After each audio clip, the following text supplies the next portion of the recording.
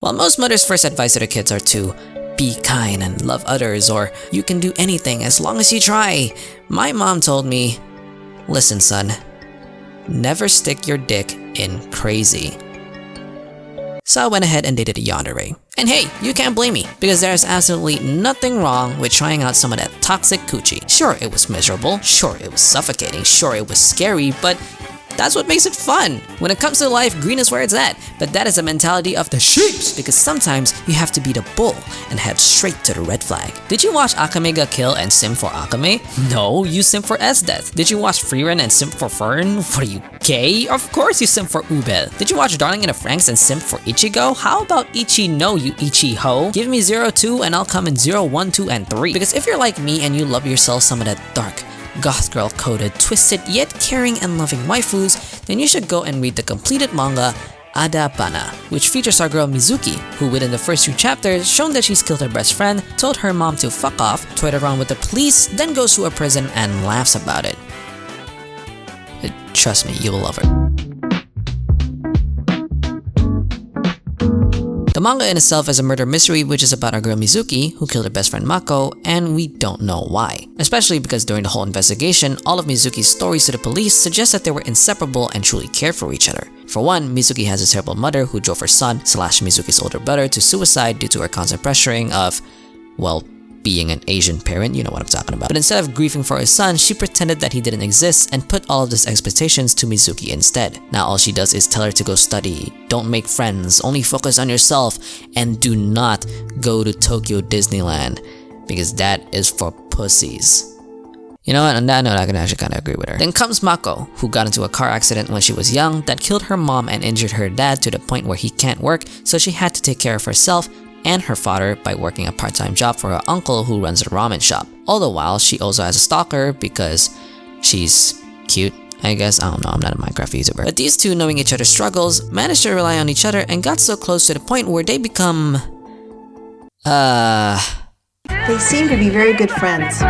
One day, Mako brought up, hey, we should go to Disneyland together. What? Nah, that's for pussies. Huh? Who cares about all that? I don't mind being a pussy if it's with you. Well, I don't know. Please. I wanna eat your pussy. I mean, ugh. Fine. Yatta! Mom, can I go to Disneyland? No, I told you that that's for pussies. Go back to your room and study, you little shit. Well, fuck you, I'ma go there anyway. And so these two decide to go to Disneyland behind everybody's backs. But without her mom's support, that would mean that she would have to pay for the trip on her own, which means getting a part-time job. So she asked Mako to hook her up with one, considering that she works for her uncle. But Mako reassured her and said, nah, I got you fam, I'll just pay for you. And Mizuki's like, alright, but she doesn't actually agree with it. So she goes behind her back and went to her uncle's ramen shop in hopes of landing the job with her. But what she got was something else completely. Because it turns out her uncle was a massive fucking creep. She offers her money, but to go and do an erotic photo shoot. Revealing that not only does he always does this, but he always does this to none other than Mako herself, his very own niece. And she has been working for him for years. Which means... Oh, that is nasty. Now she rejects it and tries to leave, but this only got him more aggressive. She hits him in self-defense, but he gets pissed off and physically assaults her, which drops her down to the floor, where she spots a kitchen knife hiding under the sink. And as he is about to completely ruin her world, she grabs the knife and ends his time in it. And as the reality of the situation sinks in, Mako comes into the ramen shop and finds her friend smiling as she is bathed in blood. Whoa, wait. I only asked you what your relationship with Mako was. Yep. And now you're saying that there's actually another murder victim? Yep. And you said that Disneyland is for pussies? Yep. But you still wanted to go anyway because you want her pussy. Yep. I mean, no. Maybe. Possibly. So with the reveal of another murder case, the police's involvement became much more serious. With just a few sentences from her mouth, she managed to completely change the whole severity of the case and made it into a bigger story than it initially was. Rumors start to spread. People around town start talking about it, and a lawyer, aka Sherlock Holmes over here, came in to defend Mizuki's case and went to know what truly happened. All the while, Mizuki just stares at him, smiling. I don't know how to explain it, but this panel has aura. And this isn't the only panel where she is cold as hell. No, I can think of at least 5 or 7 more moments where she cemented herself as one of my favorite unhinged characters of all time.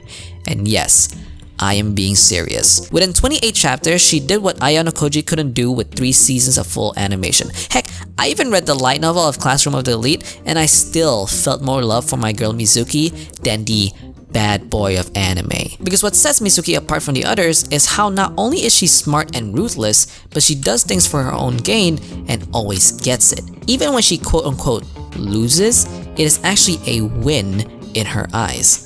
Let's take a look back at Mako. After she found Mizuki in a pool of blood, she decided to help her out, no hesitation, truly a ride or die homie. But after she does, Mako's stalker started to become more active and realizing that something happened to the uncle. Then boom, straight up, not even a single chapter later, she is ready to kill this man. Not to mention that this is the first time Mizuki has even heard of Mako having a stalker. Turns out that her stalker is Mako's ex-boyfriend, who she already didn't like back when they were dating because she thought he looked like a complete fuckboy, which he was. But once she found out that this guy's been stalking Mako and has been making her life sad, oh shit.